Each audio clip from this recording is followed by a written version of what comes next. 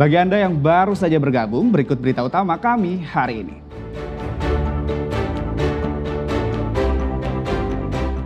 Rebutan pohon mangga, 2 orang bertetangga di Surabaya terlibat cekcok.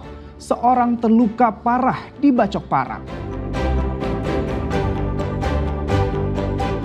Menyamar jadi wanita, pria mantan petugas SPBU di Surabaya bobol brankas dan gondol uang ratusan juta rupiah hasil penjualan BBM.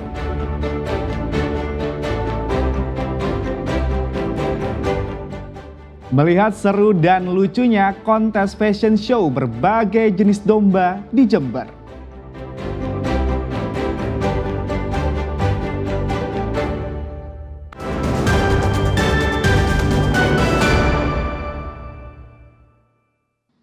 Sengketa pohon mangga berujung petaka terjadi di kota Surabaya. Seorang warga nekat membacok tetangganya hingga luka parah.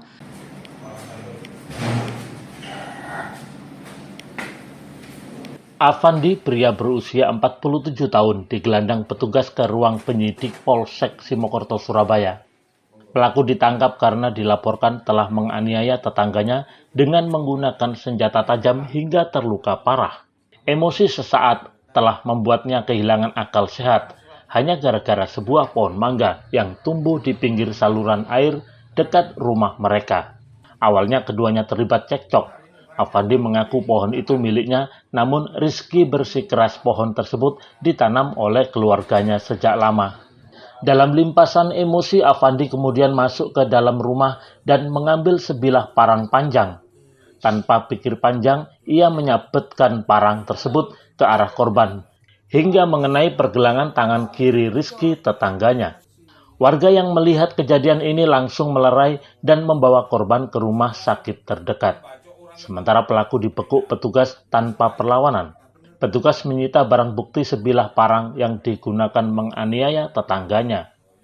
Awalnya laporan itu terjadi perkelahian, kemudian datanglah warga datang ke sini bahwa ternyata dia melakukan masalah pembacokan. Sehingga kami memerintahkan oleh Kanit Reskrim untuk segera datang ke TKP dan mengamankan pelaku.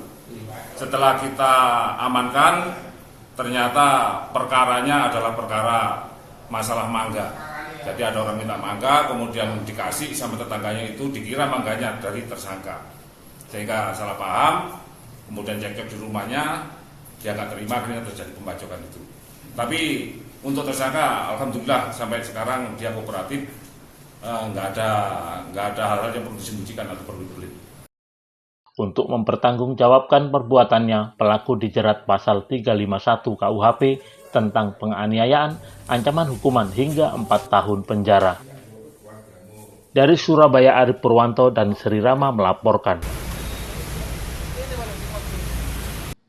Seorang mantan karyawan SPBU nekat membobol brankas tempatnya bekerja di daerah Tegalsari, Surabaya. Untuk mengelabui petugas, pelaku menyamar sebagai wanita dan menggasak uang 300 juta rupiah lebih. Pelaku berhasil ditangkap polisi saat bersembunyi ke Yogyakarta.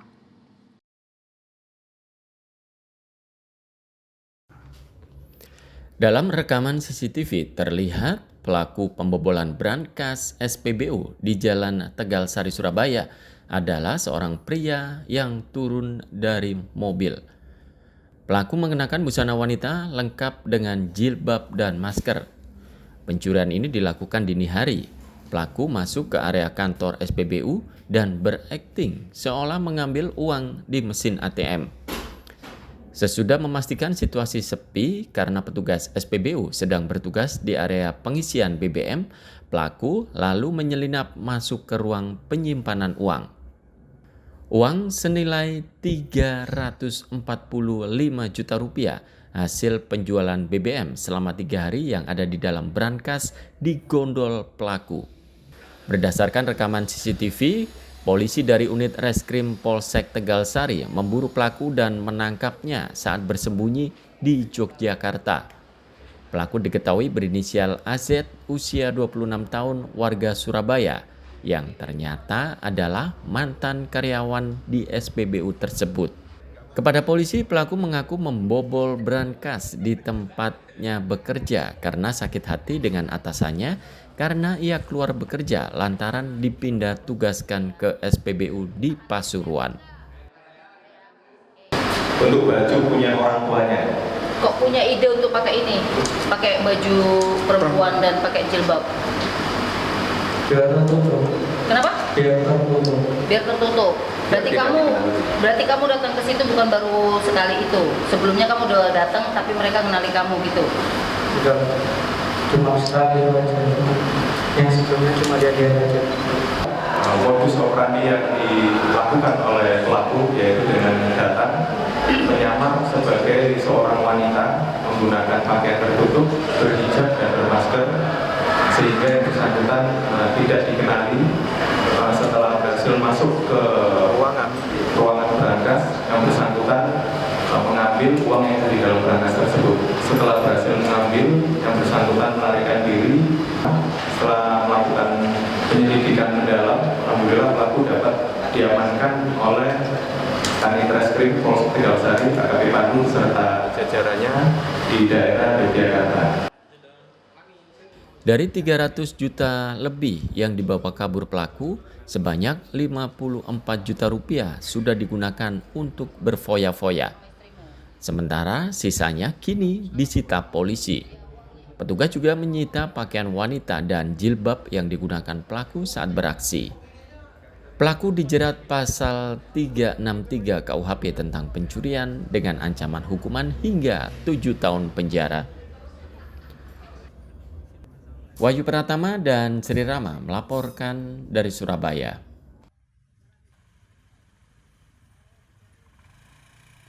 Pagelaran Tari Gandrung Sewu di Banyuwangi digelar meriah. Kali ini tari kolosal tersebut diikuti 1.400 penari dengan mengambil tema Selendang Sang Gandrung. Festival budaya ini memiliki makna tentang warisan budaya, cinta kasih, serta perjuangan masyarakat suku Osing dalam melestarikan tradisi.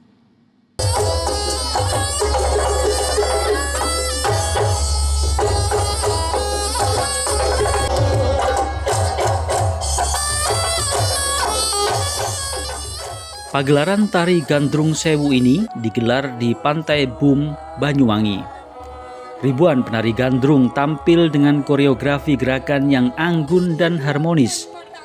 Keluasan gerakan tari dan formasi yang dikemas apik memukau ribuan penonton. Mengusung tema Selendang Sang Gandrung, tari kolosal ini juga menampilkan sendera tari dengan selingan teatrikal yang mengisahkan perjuangan menjadi seorang penari gandrung, yang menambah sakral dan magis pertunjukan. Selain itu, festival budaya tahunan ini juga memiliki makna bagaimana suku Osing memperjuangkan pelestarian sebuah tradisi.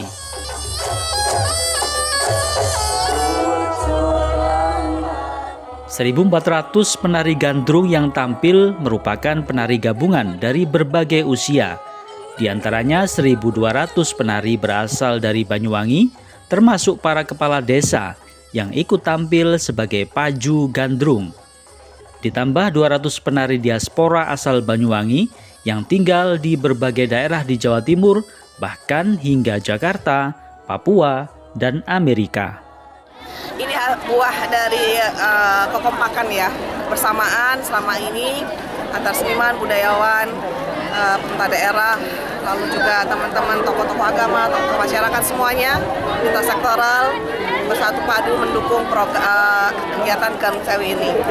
Dan terutama spesial bagi anak-anak kami, para penari gandrung, para orang tua, dan juga para seniman budayawan. Inilah buah dari hasil kekompakan kita semuanya.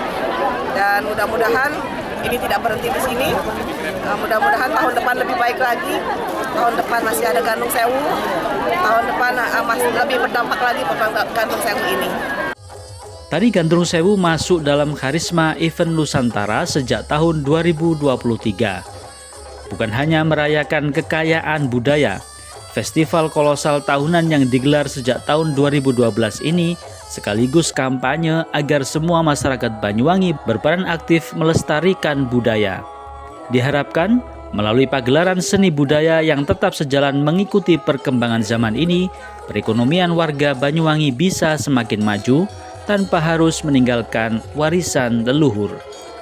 Taufik Ferdiansah dan Sri Rama melaporkan dari Banyuwangi.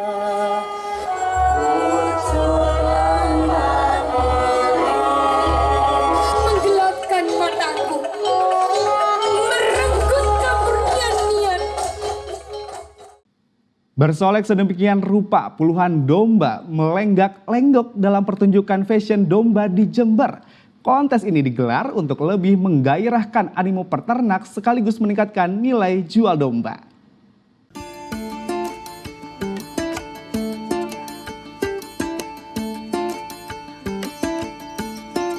Karpet merah sudah terpasang rapi. Arena catwalk juga telah tersedia. Semuanya ini disiapkan untuk pentas para model beradu pesona serta memeragakan busananya. Namun, panggung ini bukan untuk para model manusia pada umumnya, melainkan untuk domba-domba milik peternak di Jember. Untuk mempersiapkan domba tampil secantik mungkin, para pemiliknya sibuk mempersiapkannya di belakang pentas. Dan setelah selesai, para model siap beraksi.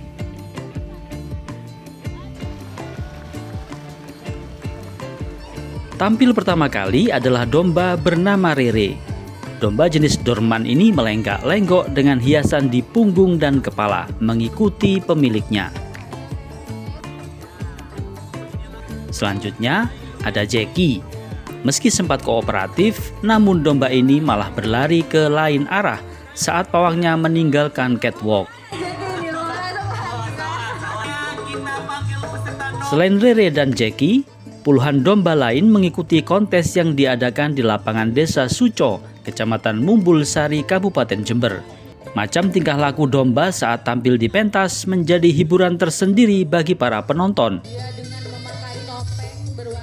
Kontes fashion domba ini digelar untuk lebih menggairahkan animo peternak sekaligus meningkatkan nilai jual domba.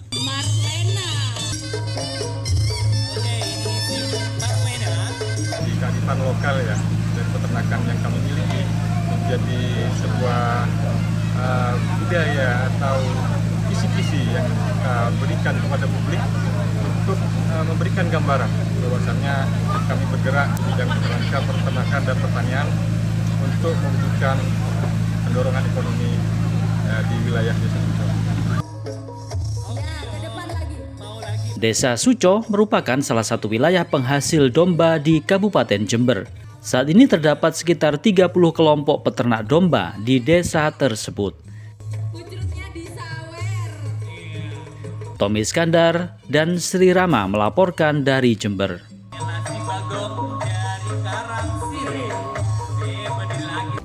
Iya, informasi tadi mengakhiri jumpa kita di Berita Jawa Timur. Jangan lupa pastikan Anda subscribe channel YouTube Liputan 6 SCTV Daerah. Atas nama rekan yang bertugas, saya Agi Kurnia Sandi mengucapkan terima kasih atas perhatian Anda dan selamat beraktivitas. Sampai jumpa.